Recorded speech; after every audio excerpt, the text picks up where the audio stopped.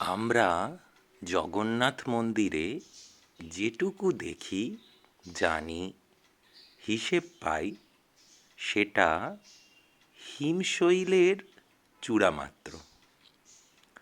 এটা অনেকেই জানেন না, জগন্নাথ মন্দিরে যে পরিমাণ সোনা রক্ষিত রয়েছে সেটা ইউরোপের 3টে দেশের গোল্ড রিজার্ভের সমান।